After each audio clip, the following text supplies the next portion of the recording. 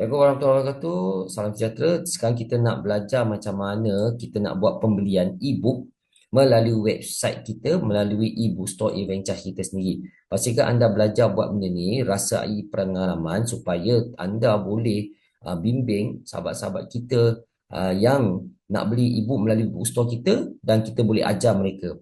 Okey, ini adalah website saya. Okey, website saya.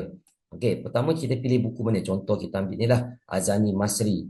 Okey, kita ambil e-book Azani Masri. Contoh, buy now. Berapa harga dia? RM9.60. Setelah kita buy now, okey, contoh saya beli e-book. Okey, e-book tajuknya Panduan Pengimarahan dan Pengiktirafan Masjid Terbaik. Di Malaysia dia akan keluar FPS, Stripe dan juga Mastercard, Visa, UnionPay. Tapi kalau Indonesia dia akan keluar sini satu lagi dinamakan Mitrans. Mitrans Indonesia. Maksudnya semua orang Indonesia boleh menggunakan Mitrans.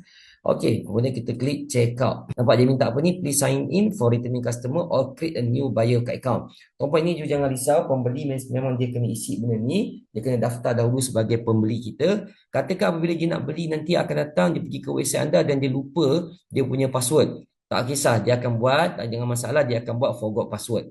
Okey, ini adalah salah satu cara. Kalau you ada app Shopee apa semua pun dia akan minta daftar. Okey. Jadi inilah caranya kita nak detect siapa pembeli di dalam website kita, siapa yang melayari website kita.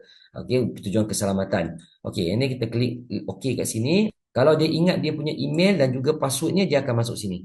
Okey, sebagai pembeli. Tapi kalau dia lupa, dia just klik forgot password ataupun register here. Mudah saja, tak susah pun register. Okey, dia hanya masukkan email dia, nama dia saja. Itu sahaja dengan nombor telefon dia. Kemudian dia akan boleh teruskan buat pembelian. Okey, saya tak tunjuk sini. Saya anggap benda ni customer biasanya dia tahu apa nak buat. Dia follow je kerja. New user. Okey, maknanya kalau anda nak ajar nanti, suruh mereka klik dekat new user, register here.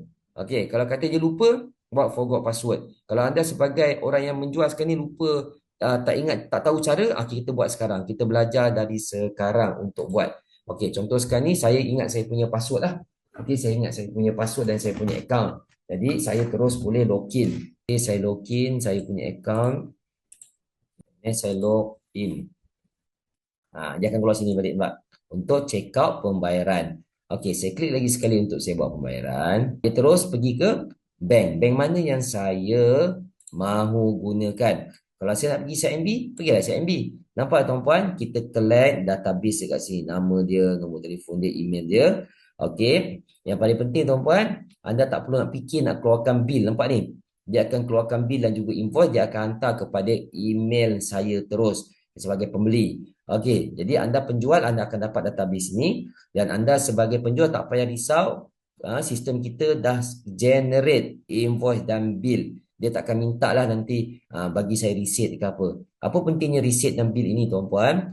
Untuk pembeli buku setiap tahun kan boleh dapat pengecualian ataupun pengurangan cukai. Inilah gunanya. Kalau mereka kumpul dalam mereka punya email, okey, receipt-receipt ni mereka boleh dapat pengurangan pengecualian cukai walaupun e-book masih diterima ya, e-book pun diterima oleh LSDN. Maknanya tak perlu lagi kita punya pembeli kita jual buku, kita bagi dia receipt fizikal nak kena post ke apa, dia hanya simpan di dalam email dia. Jadi kalau setiap tahun kalau kata dia nak dapatkan pengurangan, dia nak declare dia punya cukai, dia just cari dalam email dia semula semua bil-bil ini. Nampak? Anda sebagai penjual tak perlu nak heading, nak fikir. And then contoh saya pilih sini CIMB klik. Saya pergi pay. Dia terus bawa ke apps ataupun website CIMB saya. Kemudian pembelian akan berlaku di sini. Okey. Pembelian akan berlaku di sini. Alright. Contoh saya masukkan pembelian saya di sinilah kan. Okey, saya masukkan. Dia terus pergi ke akaun bank saya. Kemudian saya klik proceed. Okey, bank minta untuk sebab saya buka melalui website di laptop. Di bank macam biasa dia akan minta pengesahan. Dia akan potong akaun bank saya. Okey, selesai. Continue with transaction. Nampak? Pembelian sudah berlaku di sini. Nampak? Okey. Saya pun buka email saya. Saya tak tunjuklah email saya buka di phone saya saja. Untuk saya cek di email saya. Sudah masuk ke belum? Sudah masuk. Alhamdulillah. Okey, di email saya. Okey, saya tunjukkan terus tuan-puan saya punya email. Terus keluar di sini, nampak? E-book registration, saya registration tadi, e-book delivery, nampak? Terus sampai ke dalam email saya. Sampai ke email saya sebagai pembeli. Bayangkan saya sebagai pembeli sekarang ini. Terus dapat saya punya email di sini. Bagaimana email ini menerima email ini terima e-book pembelian yang saya lakukan. Saya terus dapat. Dia bagi password dia. Passwordnya adalah nombor telefon dan nama saya. Okey. Terus dia bagi dekat sini.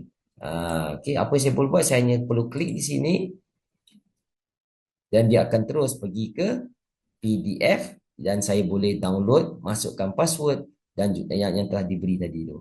Nampak tak? Simple saja sistem kita. Jadi tuan-puan, e-book anda ada password protected. Okey, kalau pembeli tu sebarkan, dia bagi link tu kepada orang, dia kena bagi passwordnya.